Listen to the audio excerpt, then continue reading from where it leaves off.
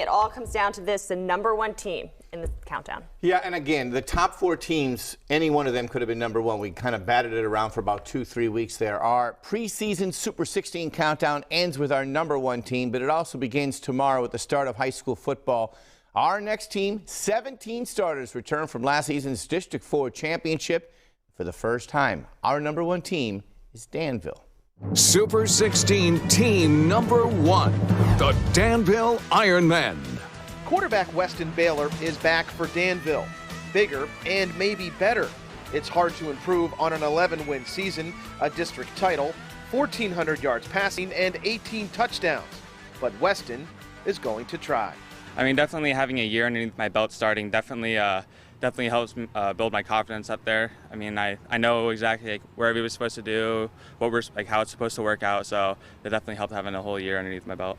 You know, he's more mature. He really worked hard over the summer. He had a good season last year. I think this year he can really expand on what he did last year and help us out. Danville returns 8 starters on defense and 9 starters on offense, including senior tailback Sam Dressler and senior tight end Eric Haney. Those two should help fill the void left by the loss of wide receiver Brett Berg. Expectations are high, but I mean, we're going to have to work twice as hard as we did last year because there's a bunch of good teams in the league, and we're just going to have to be confident but not cocky and, just do our jobs. Well, there is concern here in Ironman camp with the beefed-up schedule this year, which includes the likes of Selinsgrove, Montoursville, and Shikellamy later in the season. Coach Kaiser is first and foremost concerned with the opener against Milton, who has also improved, and Loyalsock in week 2. I think our schedule is probably the toughest it's been, and loaded there with Bloomsburg and Selinsgrove, but the beginning is a bear too, because we start off with a good Milton team, very good Loyalsock teams right there. We got Montoursville in the middle. There's really no breaks for us. If you like pull-ups, you'll like Danville as our top team. Super 16 team #1, the Danville Ironmen. Steve Lloyd, Newswatch 16 Sports, Montour County. They're wrapping up their season with Milton. They get Loyalsock next week, and early in the first, Weston Baylor tries to get something going, but Milton's Christopher Royce there for no gain. Danville also had very good defense. Joshua Brown, certainly the tough guy for Milton, couldn't get anything started there. The interior of the line with a tackle. Strong game for Sam Dressler, just a very powerful running back, fullback type guy with good, strong abilities. And then later on, Dressler gets rewarded with a touchdown. It took a little while, but Danville rolls 41-0, your final score. Decent Milton team last week by a 41-0 score. The Ironmen are a veteran team led by linebackers Sam Dressler and Eric Haney. Dressler is also a load running the ball. But the 15th-ranked Loyalsock Lancers had as many talented athletes as any school in our area. We're talking multi-sport stars. One in particular you'll see. The Ironmen coming out with a big crowd behind them.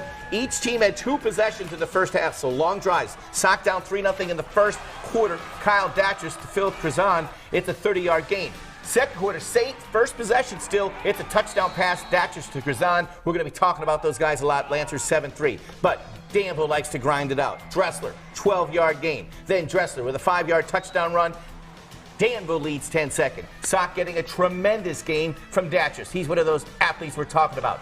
20 yards inside the 20-yard line. Then Datchers one more time gets in. Sock leads 14-10 at the half. Third quarter, Isaiah Kroll, 20-yard touchdown run. So Danville leads 17-14 after 3, but we're just getting started. Fourth, Danville would fumble inside their 5, so Loyalsock was on a 95-yard drive. The final, a dive from Datchers, 21-17 Sock, under 5 to go. Dressler near midfield, breaks free, goes for a touchdown. The extra point no good. Danville leads 23-21. Datchers again to his favorite target, Krazan. It's down to the 20-yard line with a chance to win. And the big upset.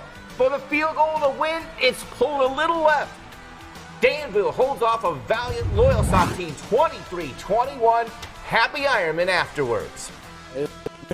I couldn't even watch the game. I was just praying that God would do a miracle or something because it was crazy. We had so many mistakes, but Loyalsock's a great team. They are, Datchers, he was giving our defense all sorts of troubles, and all around there's a great team, and an ugly win still a win. So we had them at the end, but we made so many mistakes. Even me, I made mistakes. We all made mistakes, but it shows the true team pulled it out like that. It's a big wake-up call for us this week. We're going to come back even stronger. Oh, Danville facing Shamokin. We pick it up in the fourth. Ironmen up 21-zip. Shamokin with a long drive here. Quarterback Tucker goes to Sean McLaughlin for the touchdown, making it 21-7. Danville would start their own 65-yard drive here with none other than Sam Dressler. Nice run up the middle. Then more running for the Ironmen. It's Isaiah Kroll pounding the ball in for some more yards. And then ending this drive is quarterback Weston Baylor, keeping it, running it in 3 yards out for the touchdown. Danville wins it 28-7. Jersey Shore beating Montoursville at halftime earlier in the season, but this time around, Danville just dominates. Sam Dressler goes 15 yards to the 35-yard line. Dressler again, start pounding the ball inside the 10-yard line. Everything going good with the power sweep there. Baylor with the keeper goes in to score. It's 7-0. And then after a 3-and-out for Jersey Shore, Isaiah Kroll goes 20 yards, sets up a touchdown, making a field goal to make it 10-0. Defense all over the place. Logan English gets sacked by Joey Strasser, and then Daniel Herod has nowhere to go on the defense. One more time, Baylor goes to Evan Tanner, and is Danville going with another win. 27-7 your final score. Big night there in the Heartland Conference on the opening kickoff. Caleb Jones takes it and goes 49 yards all the way down the sidelines. A great run there for Jones, and then he's finally brought down out of bounds. Then it's Weston Baylor in the shotgun. He rushes it in for the touchdown. Ironmen now up 7-0 after that. Then the kickoff to Montoursville. It's Alec Rothrock, I like the name, goes left and then takes it 44 yards for a big gain there for Montoursville. But the Warriors unable to score on that drive, but there would be more. Danville back on offense. Baylor here to Evan Tanner, a nice gain, and they would settle that drive with a field goal. So Danville led 10-0 at the half. Then in the third, it's Montoursville's Griffin Dunn airing it out to Alex Erb, 21 yards for the touchdown. And then it's Dunn again, the handoff to Rothrock. He goes 26 yards all the way, weaving in and out, breaking that tackle in for the score. Montoursville taking the lead at this point, up 14-10. We go to the fourth quarter. Dunn taking it 52 yards all the way to the end zone. Montoursville knocks off our number one team, winning 21-10 after that big second half comeback. You know, hey, we're in a heck of a football game against a good football team. Don't panic. Let's we made our halftime adjustments and we went out and executed. I've got 22 seniors on this team that are the best leaders I've ever been around. We just, line stepped up, Alec Rothrock stepped up, Alex Erb stepped up, making plays, and then that left me to make plays too. Danville with a 28-7 lead at the half, and there he is, Sam Dressler, part of the homecoming halftime festivities.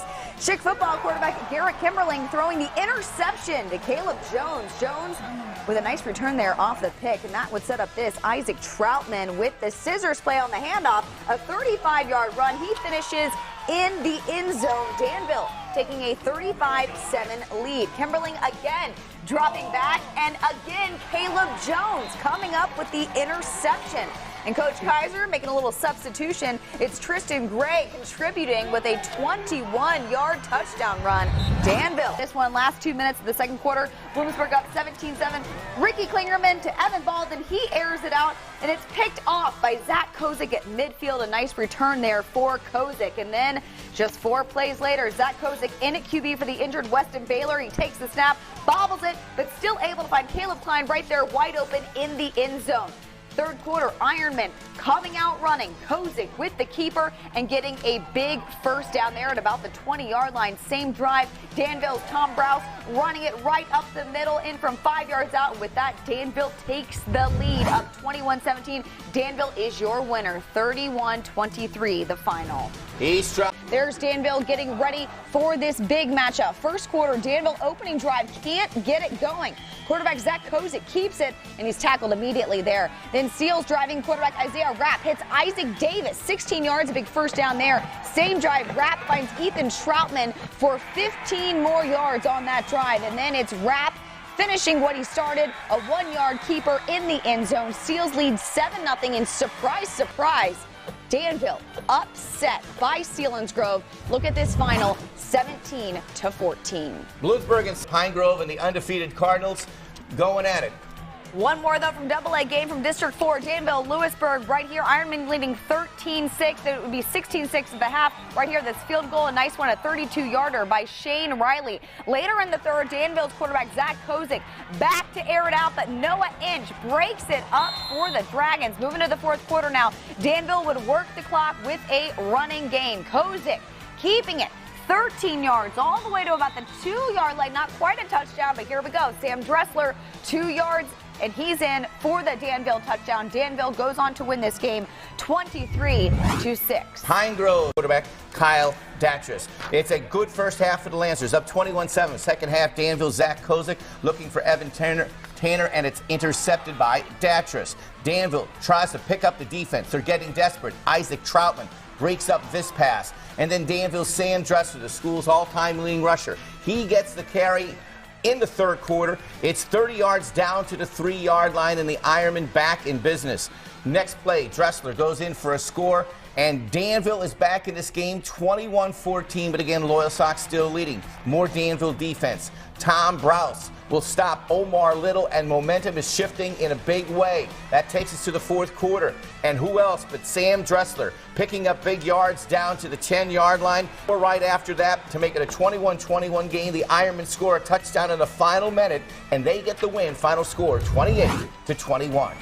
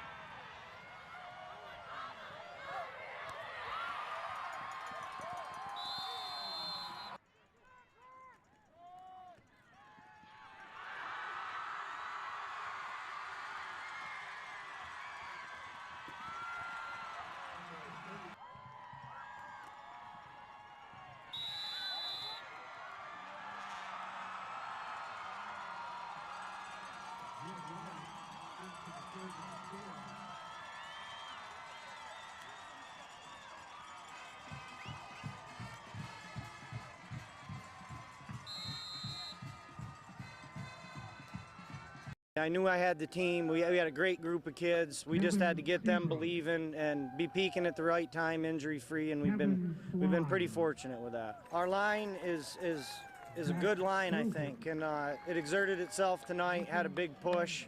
We didn't put the ball on the ground, and that's really the key. I thought our defense stepped up and played tough as well. Alvin Rogers.